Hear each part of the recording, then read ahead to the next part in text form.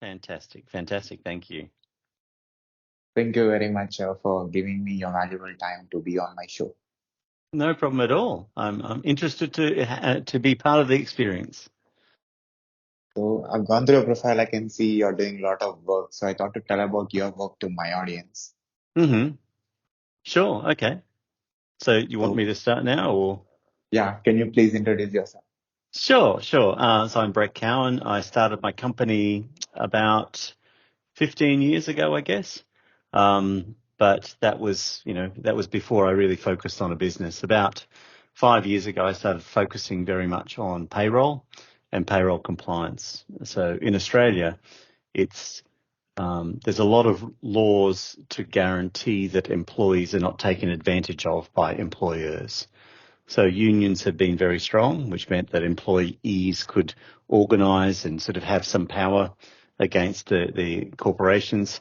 But equally, Australia has a very robust political system where we have, changes in government, maybe every 5 to 10 years with a different focus. So sometimes it's business centric, other times it's employee centric, people centric. And because of that, within the legislation of Australia, there's a lot of protection for employees. So these rules of how companies pay are called awards. And it's not just a minimum wage. There is a national employment standard, which is about what is the minimum a person should be able to earn to live. But then on top of that, a build for different types of work, so clerical work, mining, even carpentry, manufacturing, all these different things have different awards. So descriptions of you only should work 38 hours a week. If you have to work more than that, then you should be paid overtime. All sorts of and if you work more than 5 hours in a row, you should get a meal allowance. All of these different things are different for different types of roles. And it makes it a complicated system for employers, especially new companies who aren't sure exactly what they should be doing. And so they need help to understand all of the rules that they need to abide by in order to pay their people correctly. So my company helps companies to pay the people correctly. Awesome. So is it based in Australia? My company is based in Australia. I started it in Brisbane.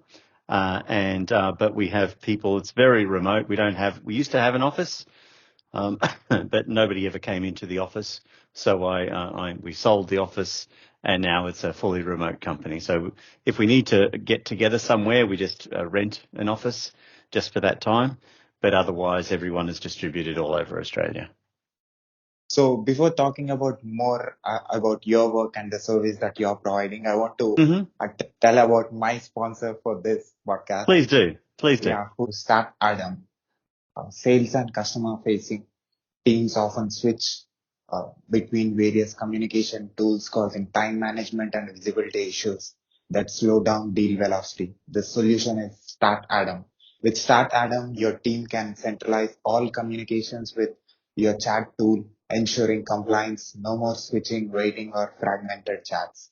Sales teams reach customers where they are building trust and relationships through constant communication. Plus, Start Adam auto summarizes conversations in your CRM, eliminating data entry and speed up deals. Join Start Adam today and start building customer relationships with centralized and compliant staff.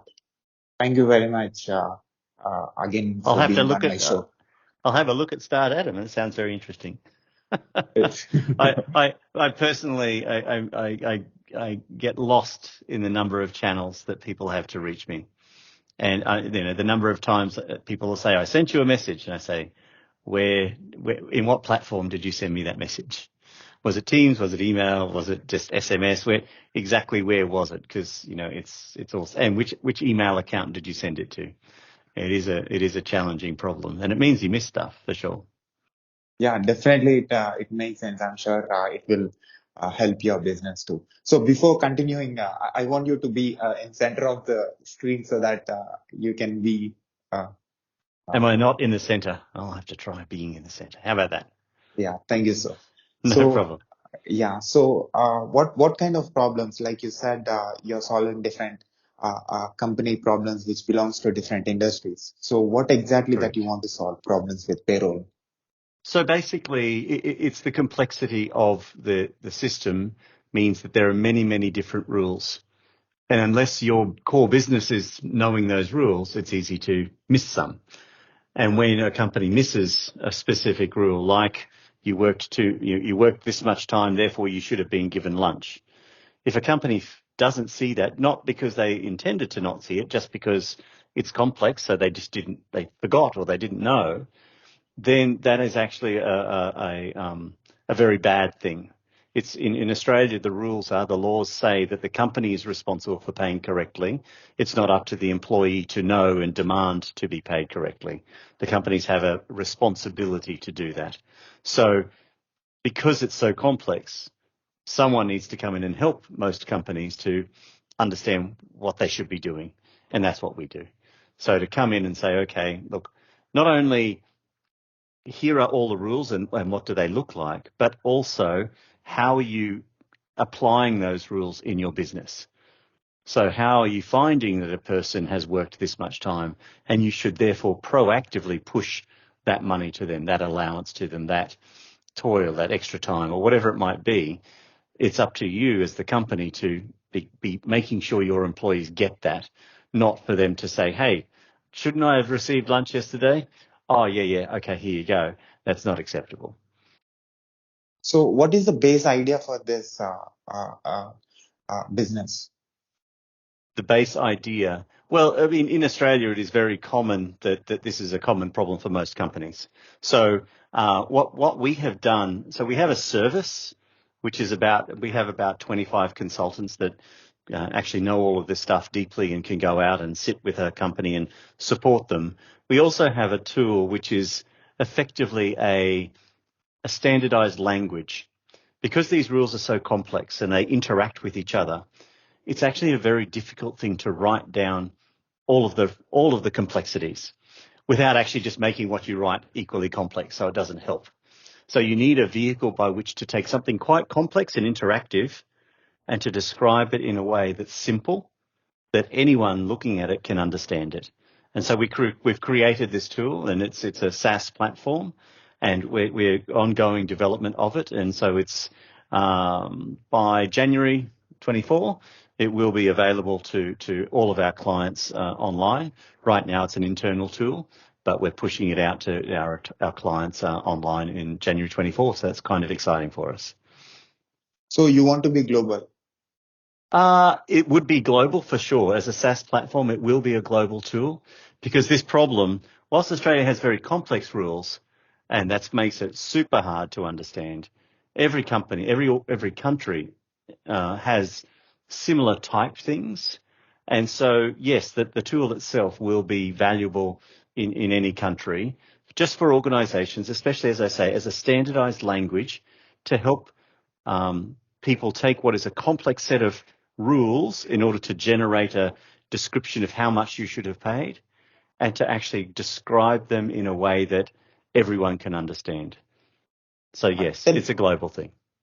Tell me about your team who are doing the research and who are making this happen. What is going in the background in order to make this possible for different companies? So a massive amount of experience. So, generally they have 15, 20 years experience exactly in this space. So that's the most important thing because the application of these rules is actually quite complicated. And if you've seen it done before and you've seen all of the nuances of the way different companies have applied those rules, it makes it much easier, obviously, to move forward and to be able to say, hey, I saw this, therefore, this is how you should do it. We are, so currently it's a very human intensive consulting work, but we're actually playing with AI at the moment to actually reduce the amount of effort that we need to be applying in the work. So where AI can help, which is where summarizing, if you have a bunch of conversations with a bunch of different people and normally you would then have someone to summarize all of these conversations, look for consistent topics that came up, and then create a report that sort of identifies, well, here are the three main things that came out of our conversations. All of that summarizing and pulling out the main topics, that's something that AI can do quite easily. So we're working on improving the internal processes that we have in order to actually really leverage this new tech. More and more, I hope that, we don't want to keep growing a number of people. The more people you have, the more complex an organization. So if we can leverage technology to actually get, double our capacity with the same number of people, that's a massive win for us. So what scale company can use this? Our target market, and so any company should want to use it. If it comes to the tool itself, like the SaaS platform, because it's fairly cheap, it's basically $1 per employee per month. It's, so if you're a 200 person company, it's $200 per month, but that for a 200 person company, that's not a lot of money.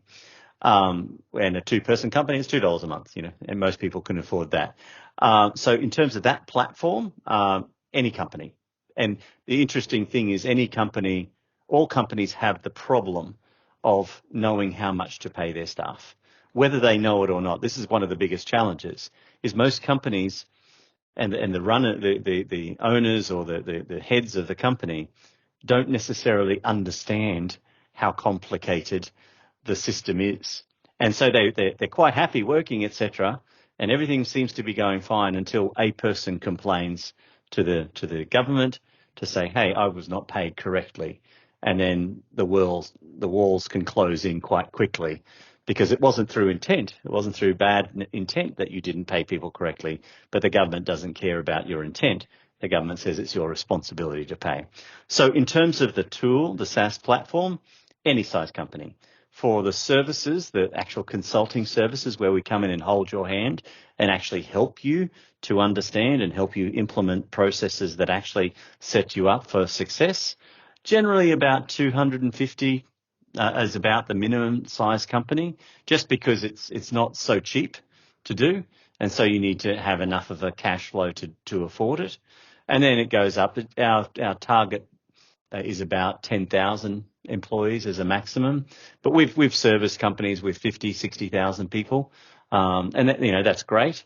But I'd say our sweet spot is about 500 to 10,000. And in any industry, it doesn't really matter what industry they're in, because the approach to how you pay the award, the rules are different sometimes, but it's how you approach to fix the problem is the same whatever industry you're in. So how many people are working on this? About 25. 25 in my company. In terms of the market, how many, like in terms of in competition with us, if you looked at the Australian market, it would probably be, I would estimate you'd have maybe 500 or 600 different people and consultants working in this space across the country. Globally, it would be a lot, thousands. So how you are able to make this happen? Because you're understanding the people and the business, and also you're using the technology tool to match with that business requirement. So as a leader, as a founder, how this is possible with you? Right. So it's actually a legal problem. It's nothing to do with technology per se.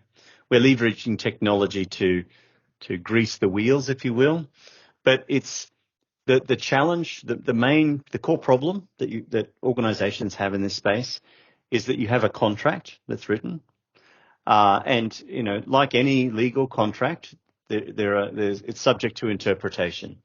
So, for example, you could write anything in a contract. You could say, I want your firstborn child. That's in the contract, right? But what would happen is as soon as you try to claim that, say, okay, give me this child, the person, whoever you made the contract with would say, no, I'm not going to do that. That's silly. And you would say, but you signed a contract, and you would say, no. And then you'd go to court. And of course, in court, the judge would say, this is ridiculous. This is not a real contract, and they would throw it out. So you can do anything you want in a contract, it doesn't mean that it's legal. It doesn't mean that it's going to be upheld when push comes to shove. So the problem that we talk about is the same sort of thing. Within an award, you can write whatever you want. It's a legal document. But the interpretation of that award, actually what it means, how much actually do I have to pay you based on what's written in this legal contract, in a similar sort of way is subject to the court. So everyone tries to get it right and does an interpretation and says, okay, this is how I think I'm going to pay my people. And most of the time they get it pretty right. And so it's like, yes, sure. And if it ever went to court, if you as my employee said, hey, you should have paid me this much, and I say, well, I don't think so, we could go to court and the court would say, the interpretation of this contract, which is the award, says, yes, I should have paid you $20 instead of $10. Okay. And then we resolve that, and the court has now made a ruling about this is how that interpretation works. So that is actually the main problem as it is, but it's not a problem with this setup per se. It's really a problem of the legal system and how it works. Now, the legal system is set up that way for a very specific purpose. So when you call it a problem, it's not really a problem. It's actually the design of the legal system. And so we are not here to try and change the base fabric of our society, which the legal system forms a core part. So we just have to work with the legal system as it is. So for us, it's about having experience where we've seen a bunch of these interpretations before in a mass area of, so many different companies, so many different industries. So we can say this is how we have seen it done before. We also have lawyers behind us to sort of say from a legal perspective, this is how it should work. So we get all of that set up. And it's actually, one of the things that most organizations fail at when it comes to getting payroll really well done in their organization is they don't actually know what they do. Most organizations, because it's like the rhythm section of a band, payroll system, right, and the payroll team, they just do their job. And it's not a sexy job. Okay, maybe payroll people might disagree with that, but the reality is it just runs. Okay, and so if you're working for a company, you just expect to get your money, and when you get your money, you don't ring up the payroll people and say, "Hey, thank you so much, I got my pay today." You just said, "Well, that's just what I expect. It just worked." When you don't get paid, you ring up the payroll team and say, "Hey, where's my money?" You certainly do that, but if it's running, most people don't give it a second thought. And that's one of the challenges for payroll as a whole, is that it is a silent thing, and it is just a foundational element of a company that nobody ever really gives a second thought to unless you're specifically in that space. So for us, when we go into an organization and have a look at their payroll team, what we often find is they don't actually know what they do because it just kind of works. And so if somebody leaves the organization and a new person replaces them in the payroll team, they just sort of look around and see what happens, and then they just pick it up and run with it anyway, do what they think is the right thing. And over time, it leads to people doing it differently. So if you're running payroll today in a company, you'll do it a certain way. Whereas a different person who's sitting next to you, if you're away sick, that person steps into the job, they will run it slightly differently, which leads to different outcomes, different pay. Even though the people worked exactly the same thing, it can lead to different pay in their pocket. So what we first come in and do is help organizations to really understand how they work. And that's a great basis to then work out how do you want to work. So it seems obvious that most organizations should know what they do. But the reality is that's not actually what happens. People are people, and unless you spend a lot of time and focus on understanding what you do and documenting it and keeping that up to date, then what will happen is over time, things change. So the universe has this thing called entropy. Do you know what entropy is? No. So entropy is a universal thing that it's the drive of the universe to destroy structure, the drive of the universe to be chaotic. So you see this everywhere. You see it in the expansion of the universe, right?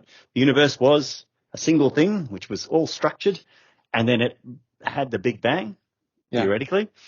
And what's happening is everything is becoming messy. And the more the universe expands, the more messy it gets. So that's the most obvious place. But you look at anything. If you over time, look at the pyramids. The pyramids were incredibly structured things, okay? And over time, there's erosion, there's people coming in pulling things off the pyramids, all of this stuff. And eventually, those pyramids will be dust. You know, look at another million years, there will be nothing there. That's the universe taking structure and destroying it. That happens in every system that you ever see. That's called entropy. Okay, so no doubt there's a more scientific explanation, but you know what I've told you is the basis of it. So you see that then in any system that you set up, be it in payroll or anything else. It's like when you come to your computer, right, and you decide I'm going to do my podcast today, and then you try and start it like you always do, and it doesn't work. What happened? Okay, Microsoft issued a new fix or something. Whatever happened. That's not Microsoft's fault. That's just kind of what the universe does. And no matter what you would try to stop, any system will behave in the same way. That's why you need to maintenance your car. You need to maintain it. All of these things need to happen. So within a system in a company like payroll, you set up the process and you say, this is the way we need to run our pay. And even if you document it and say, this is definitely how it's going to work, what happens tomorrow? There's a new law, and it says, actually, we have to change the way we pay. And now my beautiful process that was perfect is now not quite perfect anymore. And so this is the nature of any process in any organization, in any system in the world, is that it requires maintenance. Once you set it up and you think it's perfect, tomorrow you need to change it because the world is a changing thing. And it requires, no matter how perfect you think it is, it will always need more effort. I mean, you must feel that yourself in so many facets of your life, right? Yeah, that's a good example that you gave. And you told a new word that gives more understanding about how you are solving problem. Yeah. So how this is going to be, like you said, change is constant in the universe. Change is must. It is happening since 15 years now, tomorrow. So how Correct. this is going to be helpful for the companies or the businesses which are from different parts of the planet? Yeah. So look, I mean, I spent a lot of time in a way of working. I used to be a software developer. And so I lived in Switzerland for about 10 years. And when I first arrived there was in the year 2000, there was this new thing called Agile software development. And I worked in extreme programming and pair programming sort of stuff, which was a type of Agile delivery. And what Agile teaches you is exactly that. Agile says, don't try and keep things the same because they will change. No matter how much you try and hold them there, you can waste all of your energy trying to stop something changing. It's almost like a relationship, right? You can't, if you have a relationship with someone and you're trying to keep them the same, that never works. What you need to do is embrace the fact that it will change and just be ready to adopt and adapt to the change as they come. So we try and teach people that the idea is to say, knowing that things will change, the best thing that you can do is adopt systems and processes that will deal with that change. So in the context of payroll, it is after each pay run, make sure you get your team together and have a conversation. So how did that pay run go? What happened? What went well? What didn't go well? Right? Oh, look, yeah, we tried to run that process that calculated that thing. That thing fell over this time. Okay. Right. So let's look at why that happened. And that's the one thing we're going to change for the next time to make it better next time. So you just set up that retrospection. So where you're looking back at what happened and say, well, hey, how am I going to do better next time? And not try to beat people up saying, you didn't follow the process.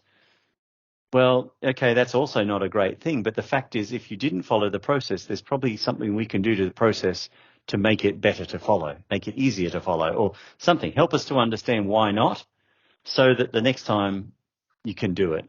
So that's what we try to encourage any organization in payroll, but in any facet, to always have that retrospective look. It's an interesting thing that the whole concept of agility in terms of software development as agile is actually derived from Buddhism. So if you look at the facets of agile as a philosophy, which is actually what it is about accepting that nothing is ever perfect, that you can always get better at something. No matter how good you are, you can always be better. And the way that you get better is to look at what happened and to learn something from it, and then to try and take something out of that learning to implement to do better next time. And if you think about that, nothing's ever perfect, the retrospection, the self-reflection, that's a very Buddhist sort of concept. And so that's Jeff Sutherland, who is one of the main founders of Agile as a philosophy, is actually a practicing Buddhist monk. And he brought a lot of that flavor into agility as a concept. So payroll understands the legal system, and it makes businesses to solve their problems by saving their time and energy. And in this 15 years of time, what changes happened in payroll? Oh gosh, look, payroll is an ever-changing thing. There in Australia especially, but I assume for the rest of the world, because it's based on the legal framework, there are always court cases. There are always new things being challenged. Like I said, you can write anything into a contract. It's only once it goes to court that you truly understand what are the limitations, where are the lines that you can't cross, and where is the limit to which you can then say it should be like this. And the court decides that. So over the 15 years, there have been many changes, some massive. So superannuation, right, which is the payment for retirement funds, 401k in the US. Those things have increased and the rates have changed, and then there's a whole bunch of technical requirements that have been placed into the process to guarantee that people are getting their funds. There's all sorts of rules that the tax office created that brought in significant penalties for not paying superannuation on time and correctly. There have been certainly massive technical progress to support the complexity of such a system, because you can imagine trying to calculate that manually, it would not be possible. And as a result, you need technical systems to do all of this calculation for you. So there have been many different systems coming in. Equally now, especially in the last few years in Australia, there's a consolidation of those systems back into the major players. So large American organizations have sort of entered the market, and some of them have used a strategy of purchasing local companies that have the technology to do all of these very complicated calculations, and trying to sort of incorporate their rules engines into the base product from America. Others have just let them run and run the way that they are as independent. So there is, especially over the last year or two, a lot of consolidation of all of this tech, and that's it's up for debate as to whether that's a good or a bad thing. It depends if you prefer your systems in your company to be what you call best of breed, which is you have a really good time and attendance system, a really good payroll system, a really good HR system as independent things, and you integrate them, or do you prefer the overarching single holistic system which is already integrated and does everything? That's also a plus, because you save the complexity of trying to integrate all these different systems, but Sometimes it just means that in certain areas it isn't the best to doing rosters or doing timesheets or doing, payroll, etc., but it does everything. And there's a big plus in that too. So, it's really about your own organization's approach to its architecture internally in terms of IT. Which way do you prefer to purchase?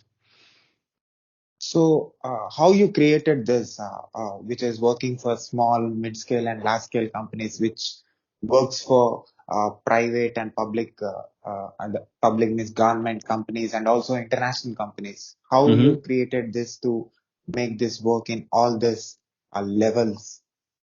Well, the reality is that the problems that each one of these organizations has is identical. It's Okay. not that because you're a government organization, you don't have this problem, or you're a small organization, you don't have this problem. Everyone has the same problem and the same complexity in their life, because every single employee in Australia is pretty much covered by an award. There are some extreme ones that aren't, but basically everyone, if you actually look down to the foundational aspects, has an award that covers them. And as a result, it's up to every employer to understand their obligations per any award that is applicable to the employees that they have in their staff. And so we try to be very human-centric about it, because you're right, the government organizations have a very different philosophy, and they work differently to, let's say, a not-for-profit, which is a different type of beast, which is different to a public organization company, to a private little smaller organization that's owned by a founder. They all have very different cultures and very different ways of working. But the one thing that's consistent across them all is people, like the human being. Every one of them has an employee, and every one of them is an employer, right? So they're the consistencies across them all. So what we try to do is make sure that the tool that we have built, in terms of making sure that everyone can understand how much they should have been paid, really talks to a person. Whether you're an employee and you can say, hey, and how much should I have earned for this shift? And the system can tell you. Or as an employer, how much should I have paid my employee for this shift? And the system can tell you. So that is a foundational element. Now, equally, the solution, as we are building it and we'll continue to expand on it, will also provide an API, so a machine interface, so that even machines like computer systems can actually interrogate it and get results from it as well. So that is what we are continuing to build. It's very exciting, and we're moving at pace. So, we expect to have a lot of fantastic feedback as we start to push this out further and further into the market. But yeah, to answer your question, it's about recognizing that the one consistent factor across all of the organizations is the human involved. Because if you don't have a human, you don't have to pay him. Right.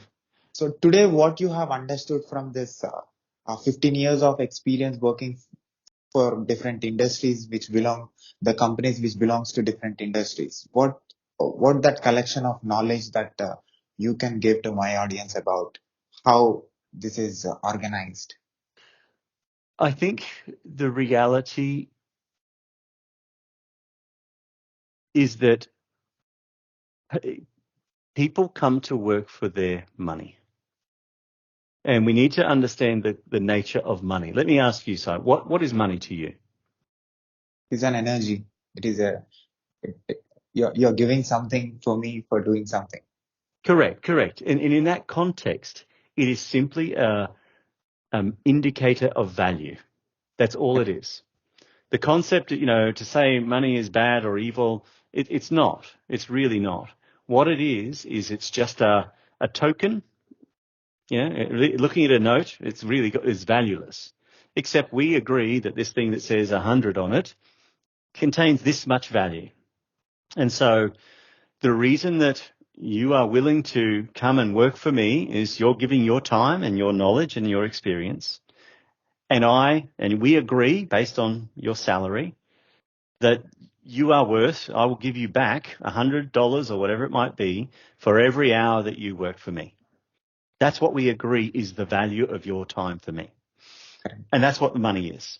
If you are not going to honor, you really, really take that seriously, then you as an employee, are right to say, well, what's going on, right? How the what people have committed to, you've already taken my time. I've come to work for you for a week, and you've invested those 40 hours or whatever it is, and now I'm going to give you however much we agreed. And if I don't get that right, you rightly as an employee should say, hey, come on, this is not a fair thing. And for you, your mind will naturally start to be frustrated at the fact that our agreement isn't being followed. So the most important aspect of any organization is that you pay your people correctly.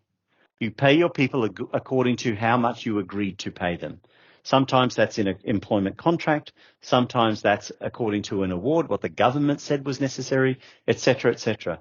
But the most important thing is that you do it consistently and you do it on time and correctly. They're the things that you need to get done. And if you do nothing else for your employees in terms of giving them a personal development platform, program, a professional development platform, giving them a nice place to work, giving them time off, giving them flexibility in their hours, all of that sort of stuff is great.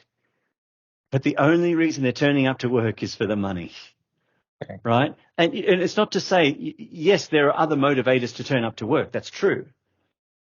But the base of it all is the fact that you're going to get some money somehow. Otherwise, you wouldn't do it. And because that's a sign of respect too. So realistically, focus on getting that right as the foundational element. Everything else is built on top. And interestingly enough, as a foundational element, if it gets wrong, if you fail to do it properly, it doesn't matter all the stuff you've built on top of it. It will crumble because the foundation is broken. So that's the one main thing that I would say after 15 years working in this type of industry is that don't forget how foundational payroll is to your employees' satisfaction, to your employee culture, to the success of your company. You just have to get it right. So when it comes to the international market, different countries have different laws, different lands have different laws. So how this is going to be applicable and going to solve problems for companies which belongs to different parts in the world? Well, so the problem that we solve is not a problem specific to our laws. The problems that we solve is about taking something that is complicated and making it simple so everyone can understand it. And so that applies to any country. It applies to whatever your laws are. Ultimately, depending, I should put a bit of a caveat on that. If you live in a country that there is no rule of employment, effectively that, almost slavery, right? It doesn't have to be called slavery. It can be like, I can take advantage of you as my employee, right? You have no rights against me as your employer. Then, okay, in that situation, there's no value to it. But most countries are not like that. Most countries have a rule of law that says, I agree I have an employment contract with you. You turn up and you work a certain amount and I give you money. If I ask you to work again and more, I give you more money. All of this sort of stuff is normally how it works with different flavors. And as soon as it starts to get complicated, it's hard to keep track of these rules. It's hard for everyone to have the same idea of what those rules mean. And therefore, it's important that you have some mechanism everyone can look at and understand and say, yep, that's how it works. And that's what our tool does, is it creates that language that everyone can understand and that people can, all the employees, the various people in the employer, right? Different people inside the CFO, the Chief Financial Officer, the CEO, the Chief Executive Officer, maybe the chief people officer, the head of operations, the chief operations officer. All of those people should be able to look at this one document and all understand this is how we pay our people. And it's because it's such a foundational element. Right now, very, very, very few companies can say that they all understand how they pay their people. And that's dangerous. That's risky. So can I say this is going to solve the legal thing of companies and they don't need lawyers? It won't be that they don't need lawyers, but this will help everyone to avoid the need of lawyers, yes. So everyone needs a lawyer. It's just the nature of the legal system. But you particularly need a lawyer. So a friend of mine's a barrister, the lawyer that stands up in the court and sort of does all of the fancy stuff, the show pony, as we sometimes call them. But the point is, he always says, the reason people need me as a barrister is when they don't get it right at the start. When they mess it up, that's when they need me. This system will stop you messing it up. This system will avoid the need for lawyers later on because everyone understands the rules and then everyone can follow the rules. Now, if someone chooses to still not follow the rules, you're going to need a lawyer when you get found out. But at least this gives you a chance to follow the rules because everyone understands the rules, if that makes sense. If you don't know the rules of the game, you're bound to get penalized, right? It's like if you're playing soccer and you don't understand the offside rule, you're always going to be offside. You're going to, what the hell? You keep getting this penalty put against you. Why? What's wrong? Because you don't understand the offside rule. This teaches you what the offside rule is when it comes to being paid and paying your people correctly. And as a result, because you know the rule, you can choose to be offside or to stay onside. At least you're making a conscious decision. Without a system like this, you don't know. You're playing the game without knowing the rules. And what AI does in this? So what AI then does is it helps you to, rather than look at what is the more complicated rule, because it's still complicated, but you can follow it through. AI lets you interact with it as a human. So AI, tell me, I worked on the weekend. I took a meal break at 5 p.m. I started at this time. I finished at this time. How much should I have been paid? You can ask the AI, and the AI will respond to you. You should have been paid this. That's the cleverness of the AI, is that it can break down the natural language and it can interpret what the question you have. It can ask more questions, and then it can respond based on the foundational data that it knows. That's the cleverness of it all, is it can then say, okay, based on what I understand of your award and your agreement, you should have been paid this. That's where the AI comes in. And how you are getting updated with the legal system? Well, in Australia, which is our main focus right now, there's a government API that we subscribe to that tells us when things get changed, and we then update our systems appropriately. And the same, depending on wherever there would be use of the tool, there would be a similar sort of mechanism. And so we would proactively be updating the data set that the tool uses to make sure that it's current with the current legal requirements of whichever country it's in. So most of the business leaders or the owners are not aware of all the rules that are implemented or followed by the country. So can I say your platform is going to help them in not going to again go to a legal system and understand how it works?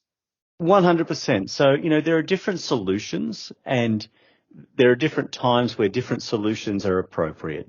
So if I was an organization looking to branch into a new country, there are companies out there, great companies, that provide a mechanism where I don't have to know anything about the requirements of payroll in that country. I can just pay this company money, and they will look after all of the detail of paying the employees in that country.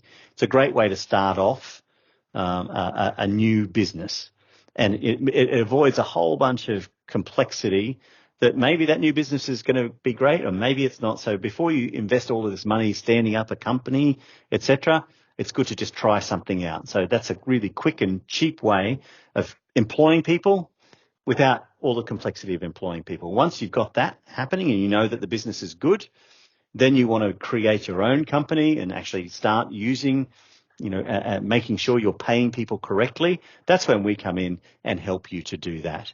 But and if you're already a company running in remote countries from your base, but even your own base country, yes, it would certainly help everyone to understand what are the rules of pay in each one of these countries.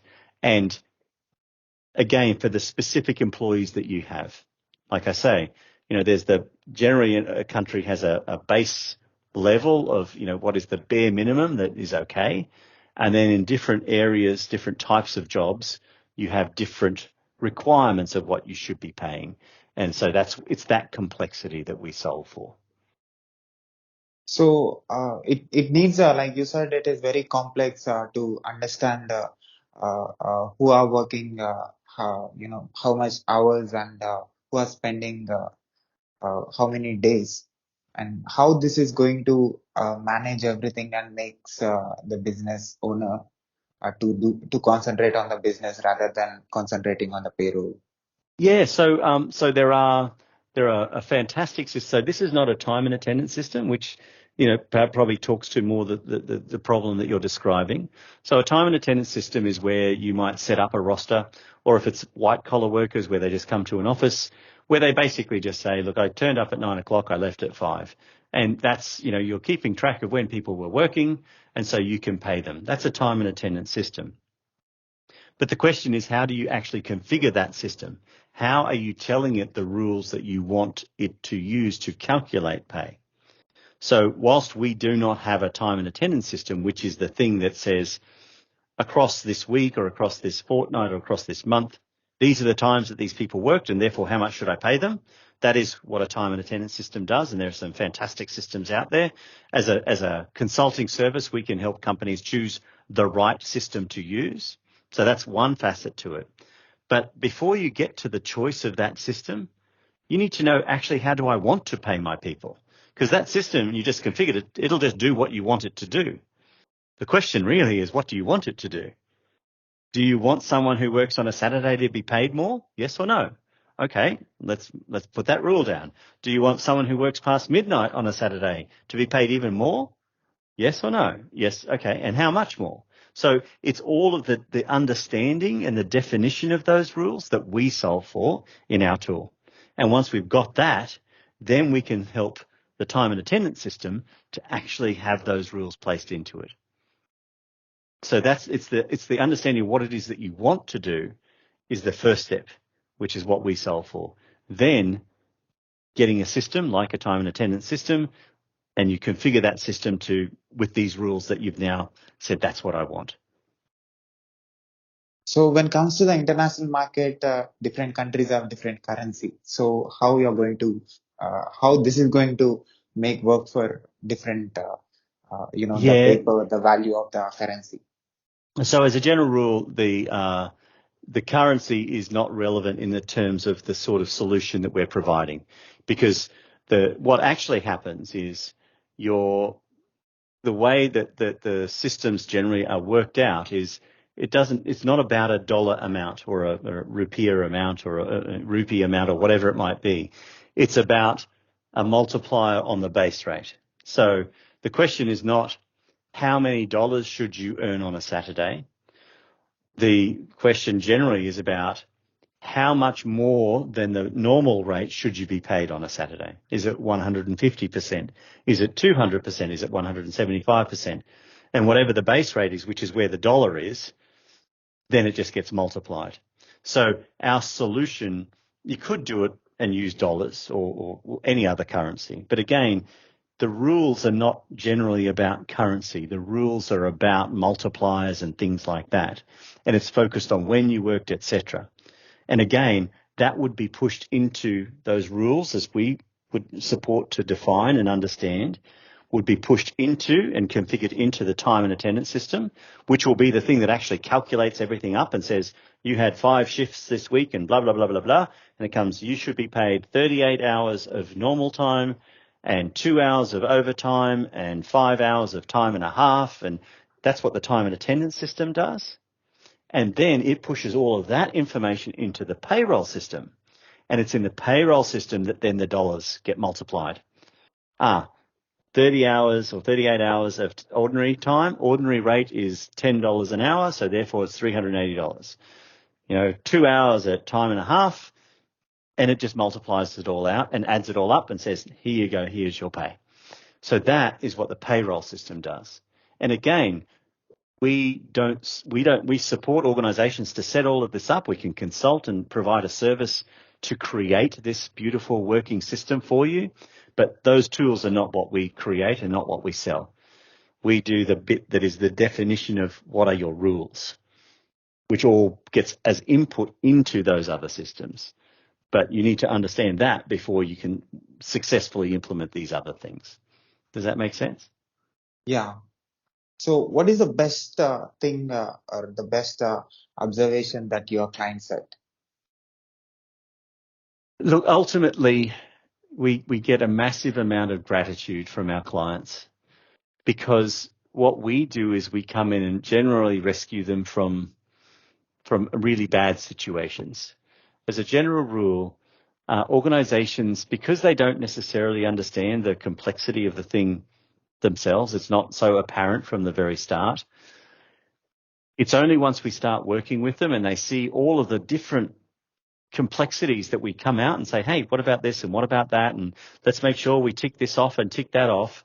And they go, oh my God, I didn't realize it was so complicated, right? It's like if you, imagine if you sit back and watch a house being built and you think, how hard can it be to build a house? Well, it's a couple of walls, it's a roof.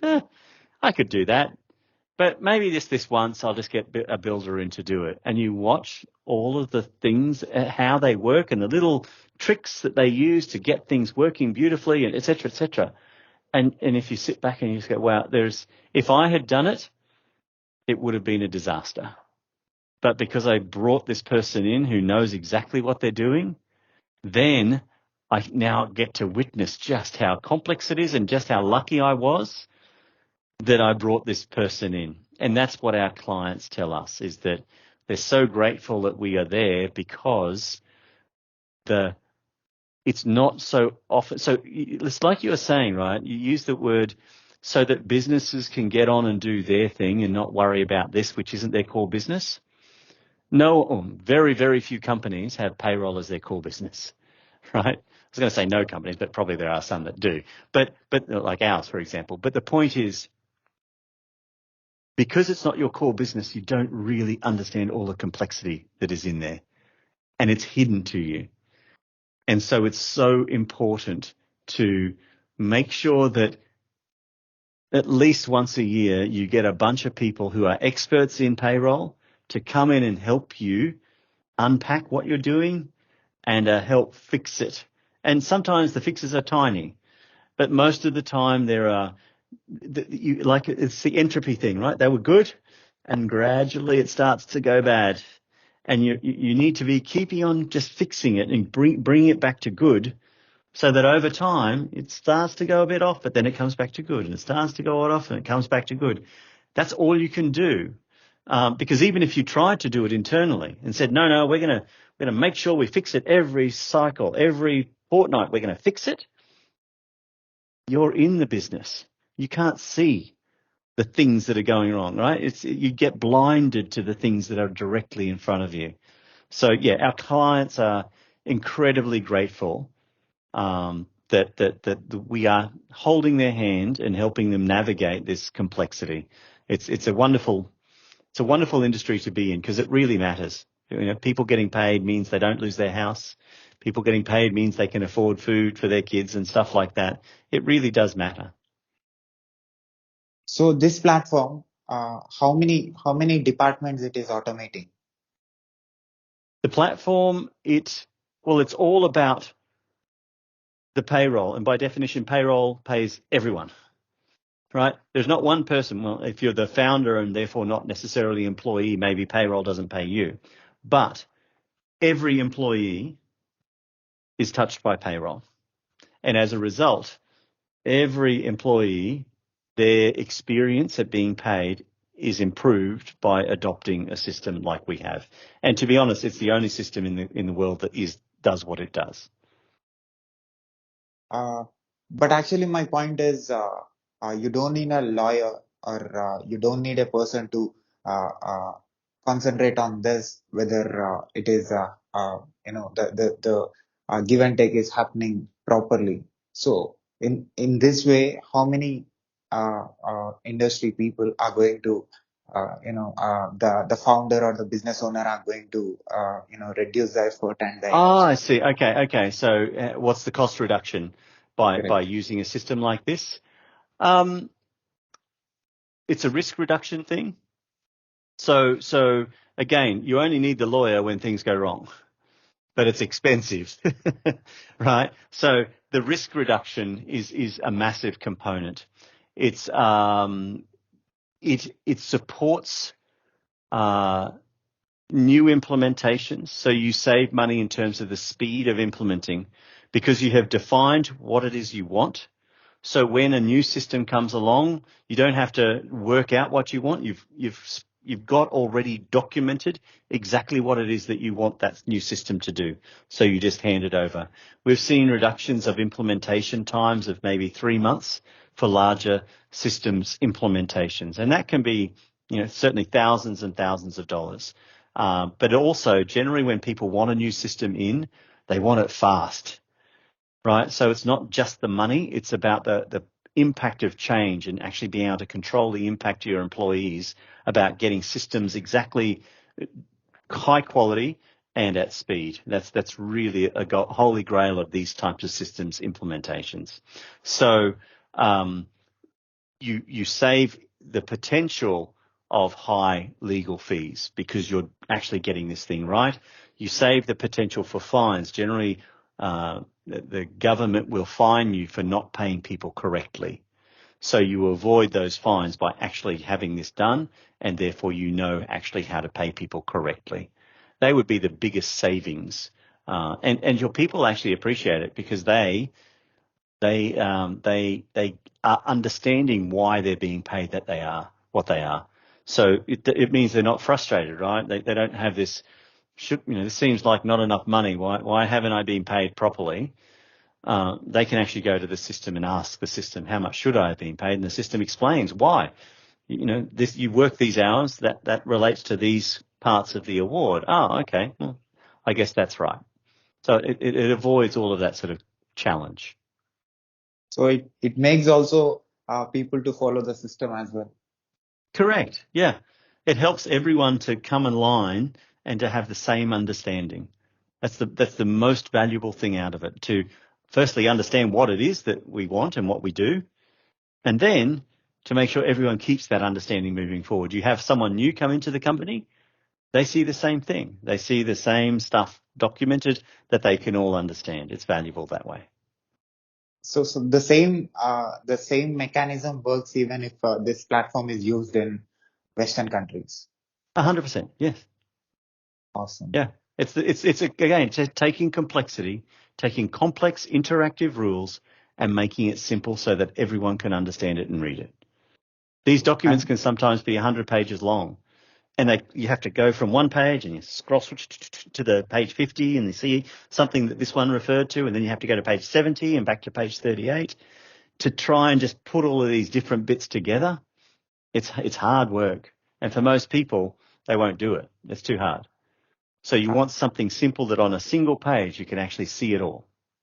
I mean judiciary system that is followed here in Australia. The same is going to be applied for the platform if it is used in Western countries.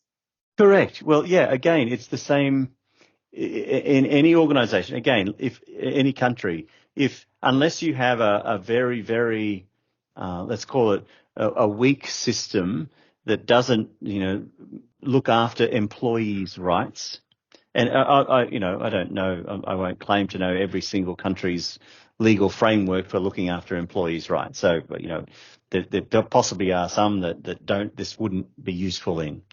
But in most countries where employee rights are respected, and therefore there is a commitment from an employer to pay an employee in a specific way based on specific circumstance, then this system is valuable because it takes the complex nature of those different rules that are defined in that legal framework and it makes it simple and it describes it in a way that everyone can understand it, as opposed to this document, which is a legal document, which sometimes can be very, very hard to understand. So at last, as a person who is solving problems of different businesses and which belongs to different industries in Australia, what is your observation about my work? Look, I think that your work is valuable because it brings together like a massive variety of different people, right? And I think that's what attracted me to doing this, is that I think that you have an inquiring mind, and I think that's a really important thing. I mean, I assume that you possibly base yourself on someone like Joe Rogan or something like that, who he's a very his superpower, and where you're progressing to is that he just loves asking questions. And, he's done some prep, which obviously you have as well, which is great. And, you keep a conversation going and allow people to dispense what experience and what knowledge they have. And, people can choose to pick it up or not. That's okay. But ultimately, that's what I believe is your superpower, is that you provide that vehicle for that people can learn from, and people have to make up their own minds whether where are the nuggets of really goodness that any one of your interviewees has talked about. But the fact is there's a platform there that's now an option, which is fantastic. So last question. I did masters in software engineering, also bachelors in computer science and engineering. Right now I'm working for a UK company as a DevOps engineer and a software developer. So that's my full-time job. Apart from that, I'm talking with experts like you who are already in the industry and who are solving different problems and who are trying to understand the business side and also understanding the technology. So trying to integrate it and trying to solve problems. So how this network that I have created, communicating with different country people, how they are giving service and how they are looking at things and different English speaking people and who are also, I also interviewed people who are from non-technical background like police officers, doctors and authors. So just now I have interviewed a person who is who belongs to a non-technical industry. So how this diversity is going to helpful for me in future? Helpful for you? Yeah. How this is going to be helpful? Look, I think that every specialty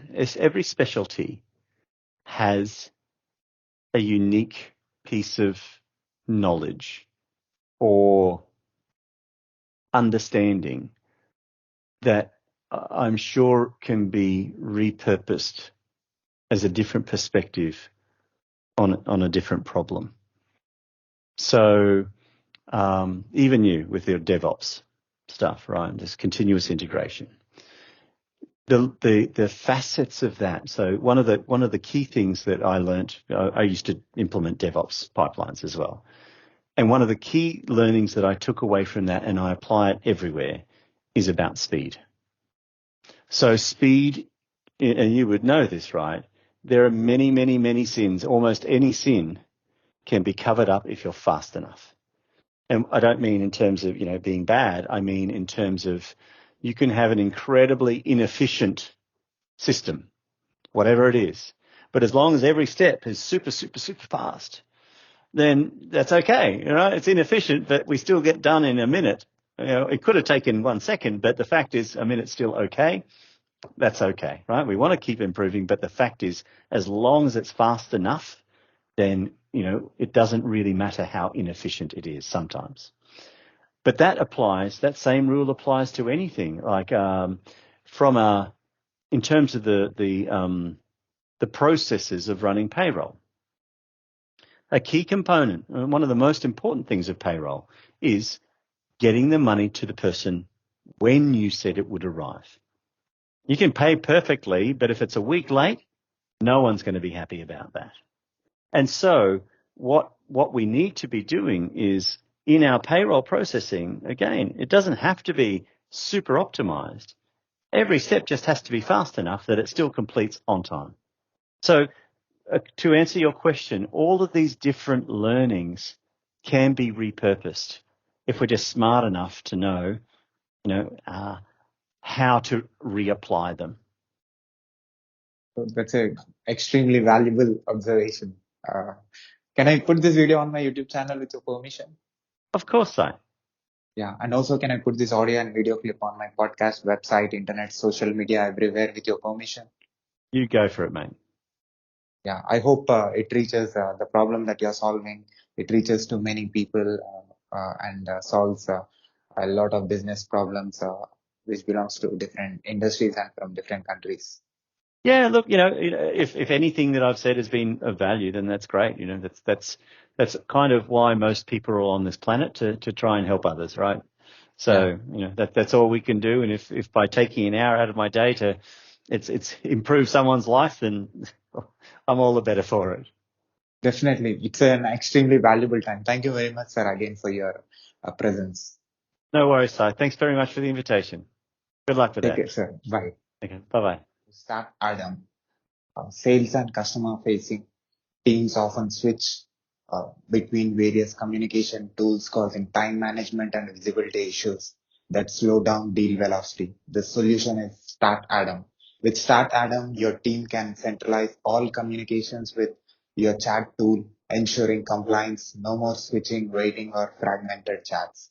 Sales teams reach customers where they are building trust and relationships through constant communication.